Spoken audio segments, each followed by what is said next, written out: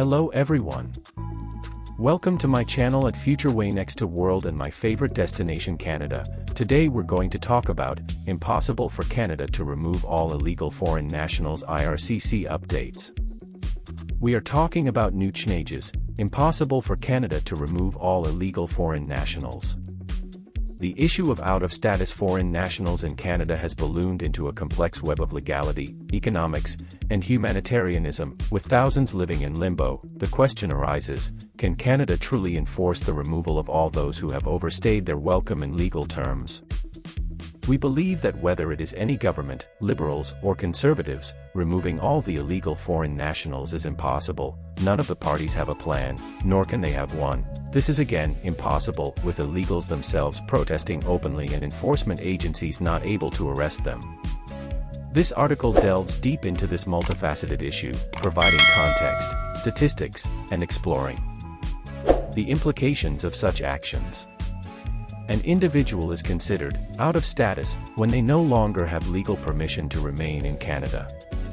This can happen if someone overstays their visa, works without authorization, or fails to maintain the conditions of their stay.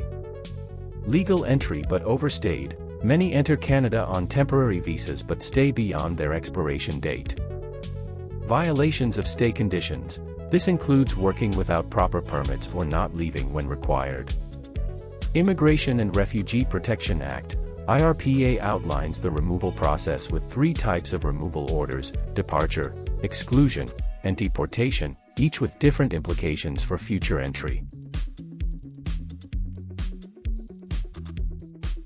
Humanitarian and Compassionate, HNC, grounds, provides a pathway for those out of status to apply for permanent residency, considering factors like family ties, establishment in Canada, and potential hardship upon removal. Backlog and Inventory. The CBSA reports a backlog of approximately 215,000 foreign nationals under removal orders who have not yet left the country. This number includes monitoring inventory, 120,000 individuals awaiting decisions or further action. Wanted inventory, around 40,000 who have failed to comply with removal proceedings. Stay inventory, approximately 55,000 with stays on their removal due to ongoing legal or humanitarian considerations. Annual removals. In 2023, Canada managed to remove only 5,300 foreign nationals, far below the number with removal orders, indicating the challenges in enforcement. Canada's approach to removals is significantly influenced by its commitment to humanitarian principles. Refugee claims. As of September 2024, there were asylum claims made in Canada, many by those who might otherwise be out of status. The process of adjudicating these claims can take years, during which removal is stayed. Child protection. The best interests of children are a major consideration. For instance, in 2023, 167 permits were issued to out-of-status individuals under a humanitarian program for those with children, to avoid child separation. Family unity. The policy often leans towards maintaining family cohesion, which can result in discretionary decisions to allow individuals to stay. Undocumented workers' protests. In 2024, a significant protest in Toronto saw 2,500 undocumented workers rally, showcasing their contributions to sectors like construction and agriculture while demanding legalization.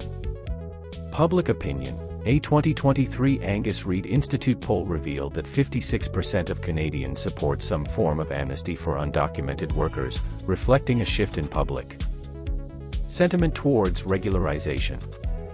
The financial aspect of removing out-of-status nationals is a critical consideration. Direct costs. The CBSA's cost for one removal can range between $5,000 to $15,000, with the higher end for complex cases involving detention, escorts, and international travel. Indirect costs, legal battles, detentions, and administrative efforts add to the expense, potentially doubling the direct cost per case. Economic impact. A 2022 study by the Canadian Centre for Policy Alternatives estimated that undocumented workers contribute over $7.5 billion annually to the Canadian economy through taxes and labour. Workforce contribution. Sectors like agriculture, where 20% of workers are estimated to be undocumented, heavily rely on this labor force. Public safety. Balancing the economic benefits with the need to uphold immigration laws and ensure public safety remains a challenge. Policy debates. With the 2025 election on the horizon, there's an ongoing debate about creating a new regularization program, similar to the one in 1973 that legalized approximately 39,000 undocumented residents. Government statements. Immigration Minister Mark Miller has been vocal about considering both enforcement and compassion, suggesting a nuanced approach.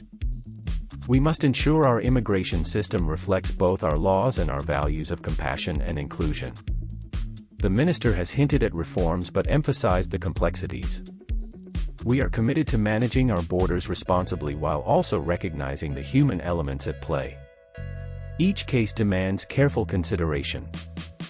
Resource constraints. With only 4,900 removals conducted in 2022, CBSA's capacity is clearly stretched thin, especially with a backlog of cases.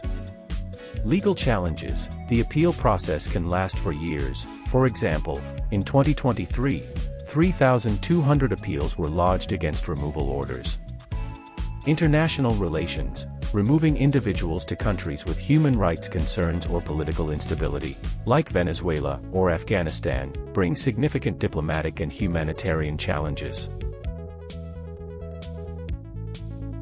Protests. Since 2020, there have been 15 major protests across Canada, with the largest in Montreal attracting over 10,000 participants, demanding pathways to citizenship or legal status.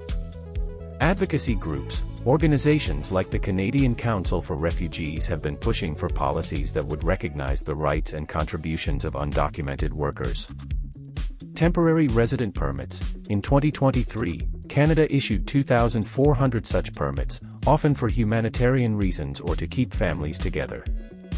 Regularization programs. Historical examples include the regularization of 39,000 undocumented workers in 1973, suggesting a precedent for future policy considerations.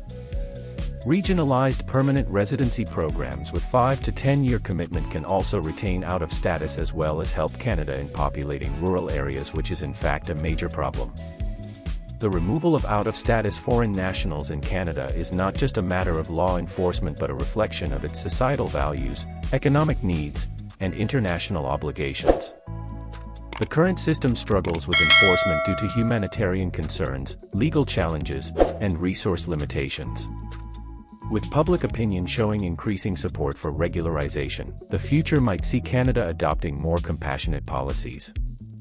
However, until then, the government continues to navigate a complex landscape where each decision impacts lives, economies, and the nation's identity. As a defender of human rights, the dialogue on this issue is far from over, with potential for significant policy shifts in the coming years. That is all for today in this video. What are your thoughts on this? Please let us know in the comments section below. Thanks for watching the entire video. Hopefully the information is useful to you. See you later in the next video. Till then, take care and goodbye.